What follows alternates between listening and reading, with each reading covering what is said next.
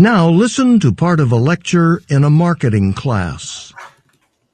You know, there are lots of different companies out there that make and sell cookies or biscuits. But there's one company, Big Bear Cookies, that has used this technique to sell more cookies than all its competitors. How? Well, the company has this animal character called Big Bear that it uses in all of its advertising. The picture of the bear is on its cookie boxes, and the character of the bear also appears in its TV commercials. Oh, and of course, the cookies themselves are shaped like Big Bear. Now, most people who eat Big Bear cookies are children, and, well, they enjoy the bear and think that he's really entertaining and fun. In the TV commercials, for example, he's always saying funny things and dancing around in a lively, comical way. So, Big Bear makes children feel good about the company's cookies, makes children want to get them. And, you know, the really interesting thing is that the figure of Big Bear stays in people's minds and makes them think of cookies, even though bears don't usually have anything to do with cookies. I mean, bears certainly don't make or eat cookies, right? Yet, Big Bear is a character that people, particularly children, don't seem to forget, because year after year, Big Bear Cookies sells more cookies than any other company.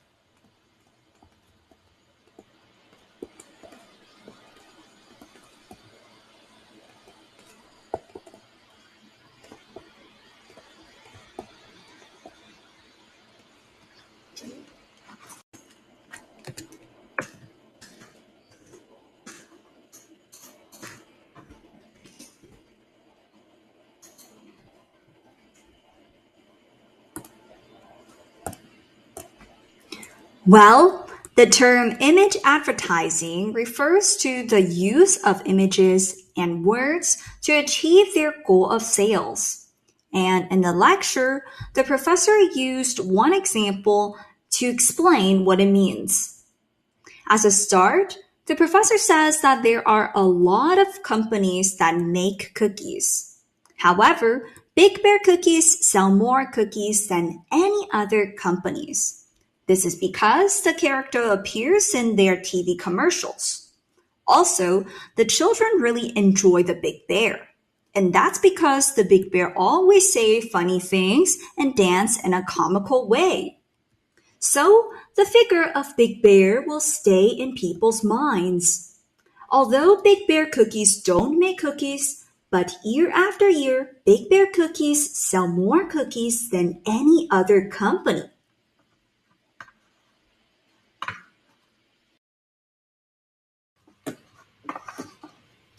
Listen to part of a lecture in a biology class.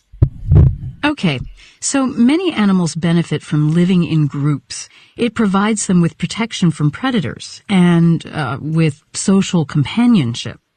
So it's important for these animals to maintain their group's unity. They need ways to either avoid conflicts or, if they do occur, to resolve them peacefully. To help them achieve this, many animals use what are called display behaviors.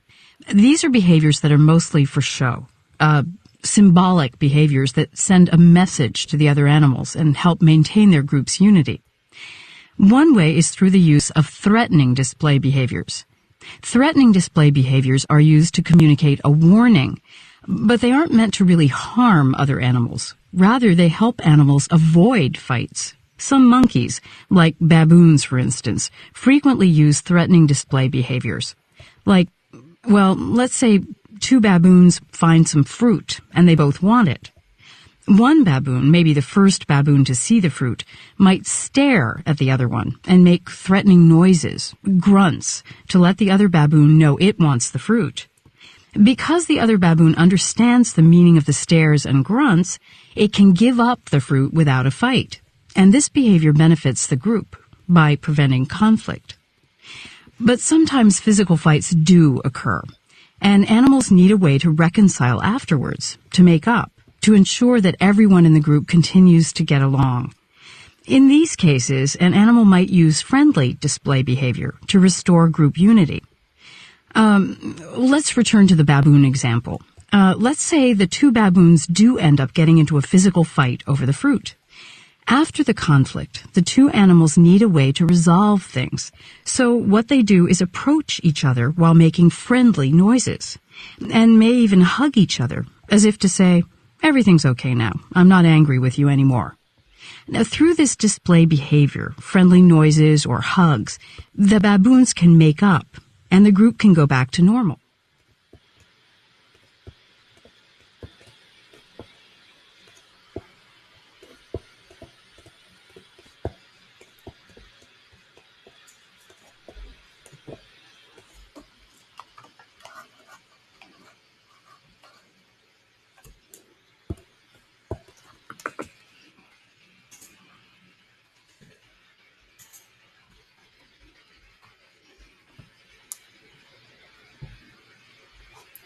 Well, in the lecture, the professor explained the two ways in which display behavior can help animals maintain group unity. The first display behavior she talked about is called threatening display behavior. These are display behavior that help animals avoid fight. The example was two baboons find fruit. One stare at the other baboon and start to make some grunts. Therefore, the other baboon will understand the first baboon and they will be able to avoid the fight. The second behavior is called the friendly display behavior. For instance, the two baboons actually get into a fight. They will then approach each other and even hug each other. Eventually, they can make up and the group can go back to normal. And that's how the professor explained display behavior.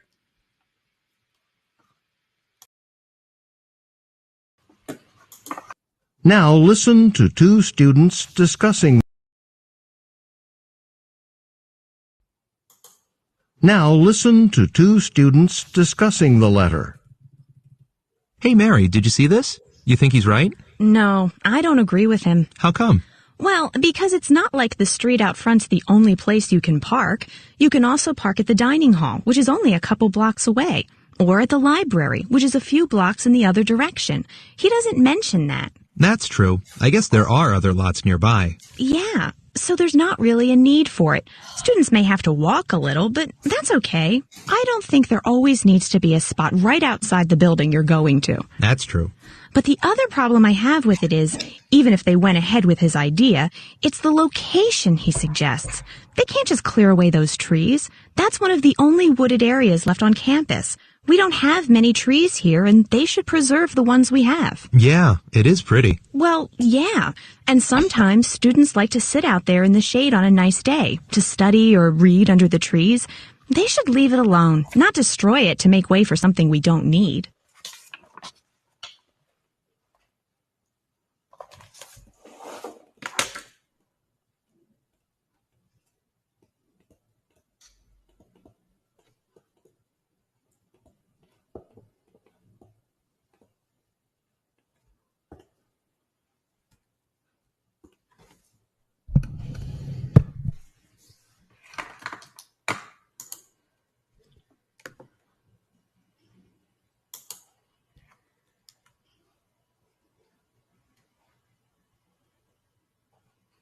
Well, the student proposes that the university should build a parking lot near the humanities building. However, the woman completely disagrees. In fact, she doesn't think it's a good idea at all. First, she doesn't believe that people can't find parking spots. To be more specific, she says that it's not the only place to park. More importantly, the student didn't mention other lots. Therefore, she thinks that they don't need lots right outside. Second, she also doesn't believe that the wooded area is ideal. To be more specific, she says it's the only area on campus that's green. Students like to sit there and read. More importantly, they should leave it alone. That's why the woman disagrees.